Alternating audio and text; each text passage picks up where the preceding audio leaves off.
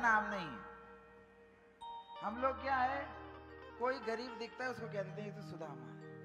कोई गरीब यदि कोई भक्त हो जाए तो कह देता है, अपने आप को खुद ही कहने लग जाए सुदामा। अरे ऐसे कोई सुदामा ना बन जाए महाराज। सुदामा कौन है? सुदामा भगवान द्वारिकाधीश का जो ऐश्वर्य है आज, उस ऐश्वर्य का कारण है सुदामा, जिसने अपने भाग्य की समस्त ऐश्वर्य को त्याग करके दरिद्रता को स्वीकार किया है और श्री कृष्ण को ऐश्वर्य प्रदान किया है, वो है सुदामा। दुर्वासा जी जब सांदीपनी गुरुकुल में आए और मैया ने जब उनको कुछ भी न है कह करके लौटा दिया गुरु माता ने, तब दुर्वासा जी ने जब ध्यान से देखा को तो कहीं पर एक कोने पर एक पोटली पे चने दिखे, क्योंकि वो चनों को पहले से माता जी ने लकड़ी बीनने के लिए, समिधा बीनने के लिए जाने वाले कृष्ण और सुदामा को दे दिया था। इसलिए मैया ने कहा कि अब तो आश्रम में कुछ नहीं बचा है गुरुवर।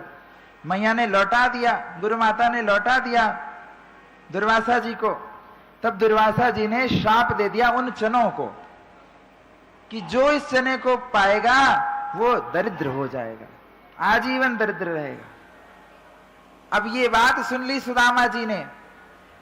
जब उस चने को लेकर के गए जंगल में, और जब बारिश हो रही तो पेड़ के नीचे बैठे, अलग अलग पेड़ों पे सुदामा जी और कृष्ण दोनों बैठे हुए हैं। सुदामा जी ने सोचा अगर ये चना किसी को भी दिया जाए, यदि किसी जीव जंतु को भी दे दिया जाएगा तो उसका भाग्य बदल जाएगा, अरे वो दरिद्र हो जाएगा, तो दूसरे को भी किसको दिया जाए? कृष्ण को तो दिया ही नहीं जा सकता।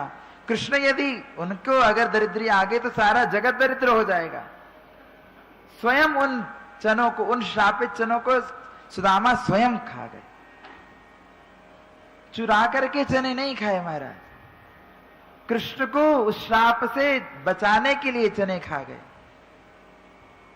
कृष्ण ने पूछा अरे तेरे दांत किन आ रहे हैं का, कहां खा रहे हो तो कहां बज रहे? तो सुदामा ने कहा अरे बारिश है रही, ठंड लग रही, आई थे मेरे दांत किन आ रहे हैं।